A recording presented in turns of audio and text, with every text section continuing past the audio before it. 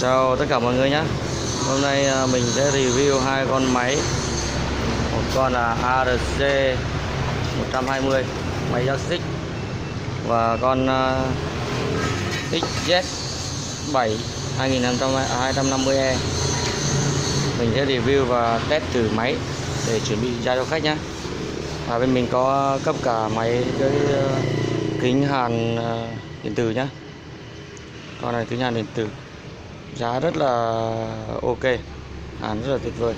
Đây mình bán hàng là hàng chính hãng cho nên là có giá niêm yết đấy. Anh em ấy nhé, ai cần có nhu cầu thì mua nhé. Đây của mình tất cả đều có giá niêm yết nhé. Mọi người vào xem và ai có nhu cầu thì đặt hàng cho mình nhé. Đây, mình sẽ review cho anh em nhé.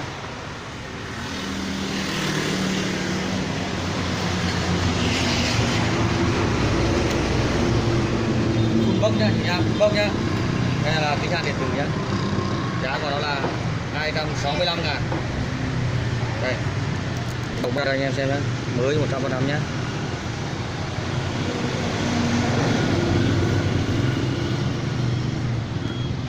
Con này là con máy ARC ARS 120. Hàn chấm ngắt có thể được que hàn 3 ly 2, còn có thể hàn kéo tới que hàn 2 ly nữa là hàn kéo liên tục.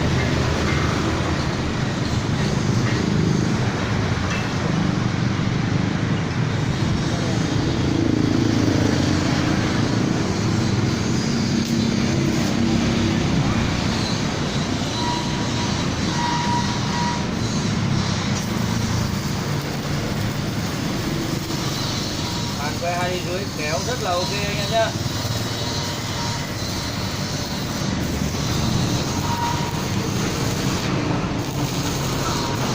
Chất 4 ly đốt cùng luôn. Máy rất là khỏe. Máy cực kỳ khỏe anh em nhé. Về 4 ly đục lúng luôn, đục lỗ luôn.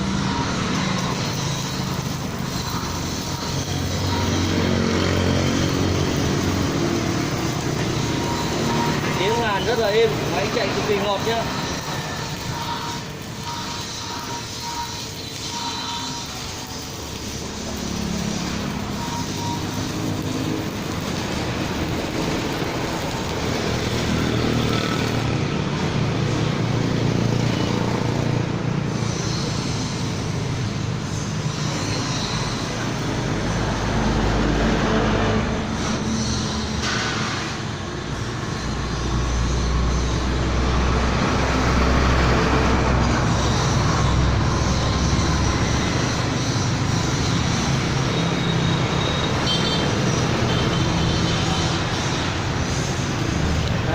Mối hàn nha, cực kỳ ok nhá.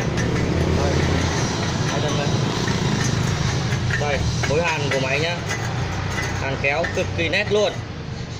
Đây là mình lâu ngày không hàn đấy, đỡ đẹp rồi đấy, ngày xưa hàn đẹp lắm. Ok anh nhé, quá tuyệt vời anh nhé. Đây, con ARES 120 hàn kéo liên tục, que 2 ly rưỡi và hàn chấm bong chấm ngắt, que 3 ly 2 thoải mái. Máy bảo hành 2 năm anh em nhé.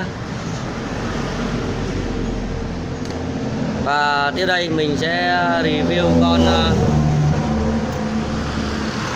ZX7 250E, cũng là giác xích nhá. Hai con này là chạy dòng cực kỳ tuyệt vời luôn. Quen này là chạy hàn liên tục, que 3 ly 2 nhá, máy điện tử anh em nhé. Rồi mình sẽ review luôn hai con này cho anh em xem.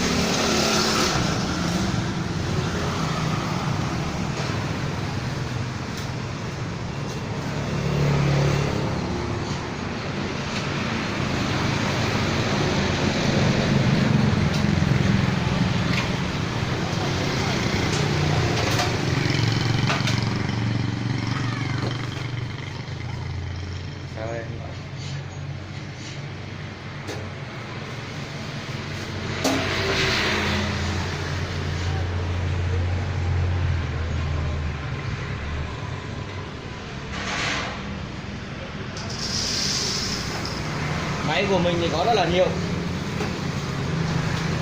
nhưng hôm nay mình tạm thời cái review hai con máy này của khách đang còn lại, mình test máy để gửi cho khách nhá. Anh em ai có nhu cầu thì liên hệ với mình nhá.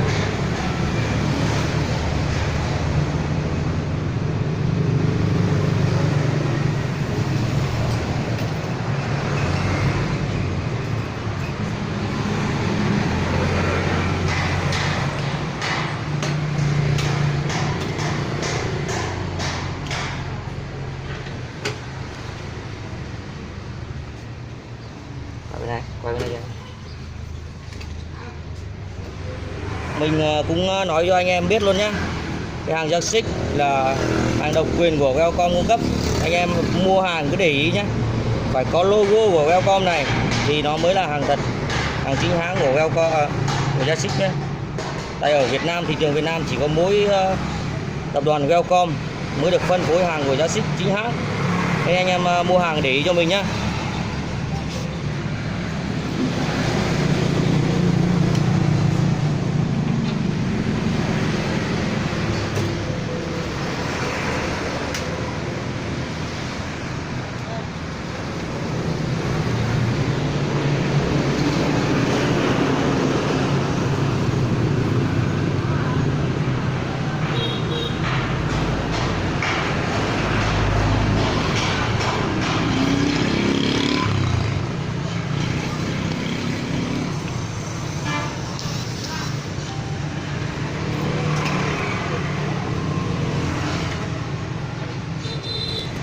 Rồi mình sẽ test thử cho anh em xem nhé.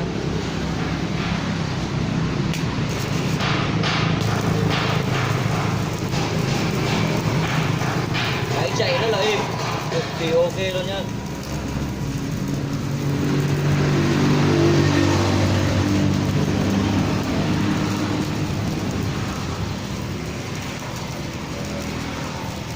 Những máy cháy này xèo rất là sướng, về vật phá luôn anh em nhá. Tính hàn rất là đẹp ra, nhìn rất tuyệt vời luôn.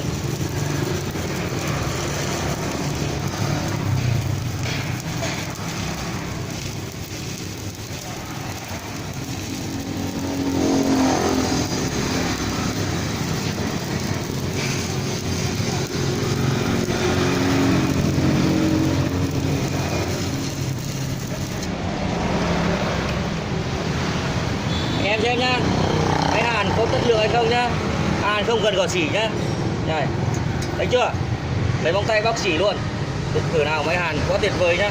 Anh em xem mối hàn nhá, đẹp tuyệt vời luôn,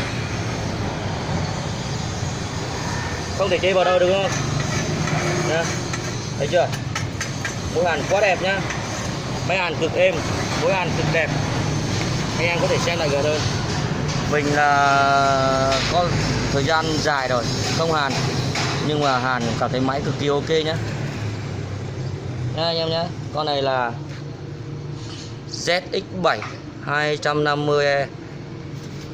Giá của nó là 2.970.000. Cái này là giá này bên mình bán hàng chính hãng, giá công khai, không bao giờ phải inbox này kia gì hết. Anh em nào có nhu cầu mua cứ trực tiếp alo với mình. Mình chuyên dòng máy Jack chính hãng và có cả kính hàn, mo hàn, các thứ đầy đủ anh em nhé. Này, kính hàn này anh em hàn xưởng thì cực kỳ ok luôn. Mình còn mo hàn nó các thứ đây. Đây, mo hàn của mình đây. Mo giá cũng rất là mềm. Mo này cứ tầm 800 tới 1 triệu rồi, không có mo giá cao nữa. Hàng chất lượng nhá anh em nhé. Mình còn có cả tất cả dụng cụ cầm tay, anh em cần thiết cái gì cứ alo mình nhá. Đấy nhá. Rồi. Anh em nào thích cái đẹp nữa thì lại đến với mình nhá. Đèn trang trí này, đồ nội thất này, bóng đèn, dây điện đủ thứ, nói dùng là cái gì về điện nước là mình có hết nhá. Ok. Tuyệt vời nhá, hai con máy này chuẩn bị về với khách yêu nhá. Mình test máy để giao cho khách, xong là cho anh em review cho anh em xem luôn. Cảm ơn anh em đã xem video Thắng nhé. Mong được sự hợp tác và ủng hộ của anh em nhé. Cảm ơn mọi người rất là nhiều.